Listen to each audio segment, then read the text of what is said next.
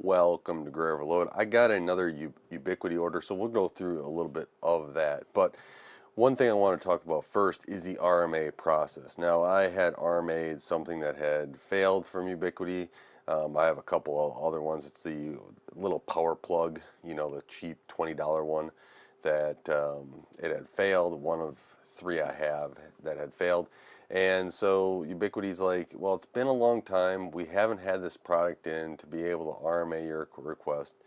Would you like a code to the store, or would you like to still wait on the request for the RMA part? And I was like, well, right now in the scenario that was in, it's not needed anymore, so or not needed at this time. And I was like, well, why don't we just do the store credit and we'll go from there. So I picked up a few things, and of course I picked up more than just what the code was for, but everything was being shipped at once, so I picked up more than just one item. So the first item I got was the Switch Flex 2.5 gig or G, and that I think was a Switch Flex 2.5 G5.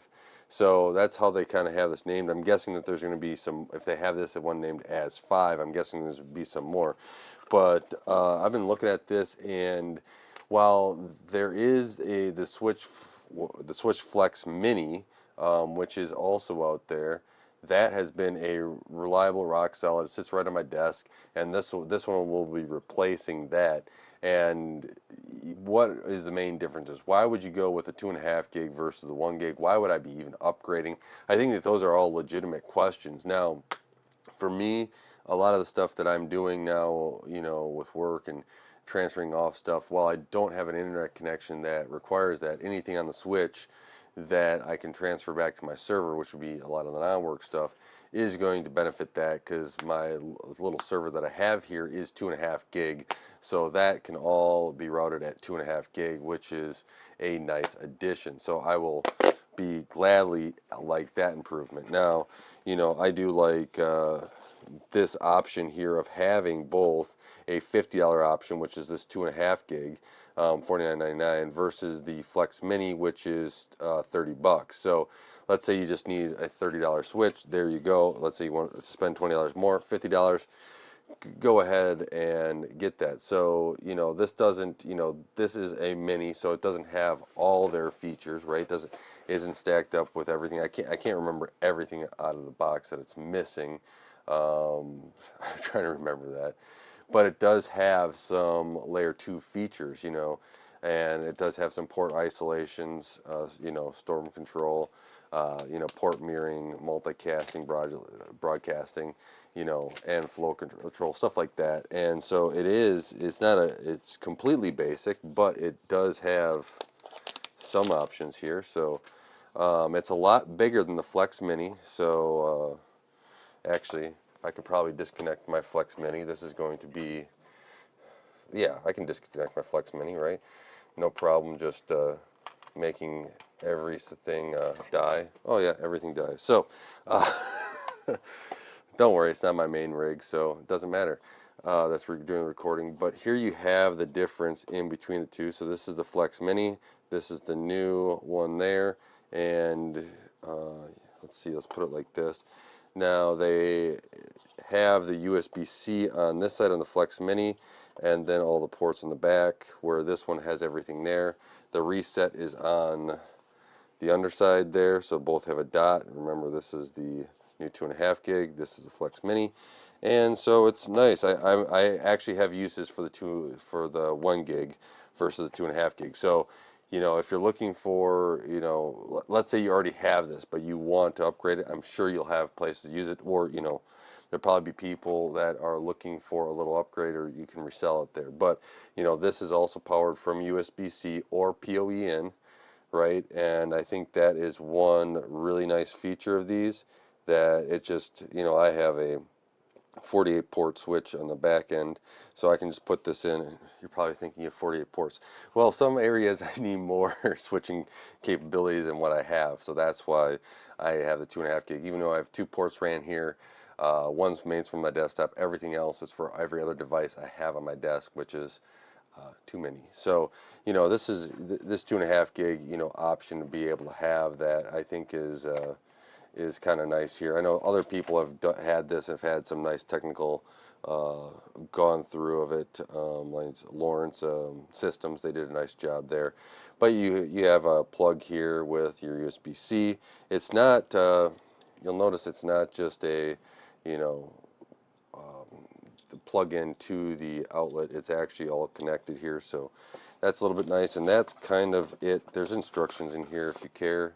Nice little thick booklet, but Ubiquiti has it where it's pretty well packed, and that is everything there on this 2.5 gig side of that switch. You know, I'm pretty. I'll go through and test this out, but I'm pretty impressed with what they've had so far here with this switch. Right, being able to, you know, have all this. You know, you're gonna have a full, you know, POE input of 6.4 watts or 5 watts AC/DC input there for the USB-C plug, you know, and total non-blocking throughput is 12.5 gigs, switching capacity is 25 gigs, and the flow rate is 18.6 Mbps. So that's basically all this down to what it all has. So if you are curious in that, you actually have a little comparison there. You know, I'll let you know when I do some of the other reviews of everything else I bought from Ubiquiti.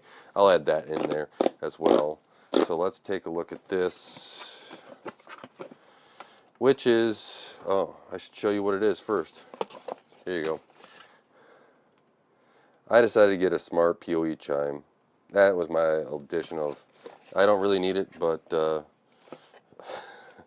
I can find a use for it, right? I have the Ubiquiti doorbell. I was like, you know what?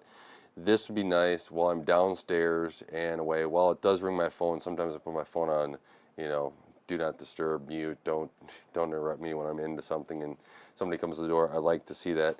Now, one nice thing with packing is it's got nice foam pads on here, and then it also has, we'll start off with it, for inputting this right into the wall. So you cut out a hole and you put this in, you screw those on, it goes tight, and here we are. It'll be tight and you can mount it flush to the wall. I think that's a really nice option. It has the door, or the speaker part, so that's just PoE here. And for right now, I'm just going to probably connect this into where I want it. You also have the reset button on the back there, so take a look at that. It's a nice little design speaker. And so, what else is in here? There is this option, which looks to be mounting it to the wall, maybe? Is that what it's for? I don't know. I'll figure it out if I use it. And then they also have in here, before I take everything else out, we got, you have a little, in the bottom there, you can kind of see that's a level. So if you want to mount it with this, I'm guessing that's against the wall. Yeah, that's just against the wall straight. So you can mount it flush to the wall. And the cord comes up from the bottom. So you mount it like that, and the cord comes up from the bottom. So yeah, that's what it is. And then you have some, whatever this is, I don't know. It's like you're throwing this stuff in here, Ubiquiti. Fine, that's fine, but you have the installation guide right there. So if I need the installation guide, why am I going to even open up that? And then you have basically your access, so some screws and drywall anchors, and then you have the little release item in there, if you can see that, and that will help you, if you stick this on, release the speaker out of there. So I think that's what it is, the release there for something. And this says pull. Why does it say pull? That has a little arrow down for the pulling, so we'll see what I do and how I anchor this in there. But that's all out, and I have some options there. Oh, it is magnetic. That's actually really nice. That's magnetic. Nice little feature there. But that's the POE Smart Chime, and a little bit of difference, you know, different two little items here that I picked up. We'll see how these work, and I will for sure do a review of it. Let me know what you want to see in the comments below. I think that this 2.5 gig switch will be really nice for my desk. You know, I got a 2.5 gig connected to my work laptop plus some other items. And as I upgrade computers and stuff, this is a switch that gets plugged into, and this is going to be used. You know, the old Mini is going to be used in another scenario. But I do like these little switches because I've been wanting to put some more computers in a different area, and I have a lot of computers and I enjoy that. But sometimes you run out of switches, so. That's all I have for you today, but I want to thank you guys so much for watching. Let me know what questions you have on these in the comments below. Let me know if you're getting one of these switches, or why not you would buy the Mini versus the 2.5 gig Mini. Uh, why or why not? I'm interested in hearing that as well. But until next time, I want to thank you so much for watching. Don't forget to like, share, subscribe, hit the bell icon. It really does help out the channel. And until next time, God bless.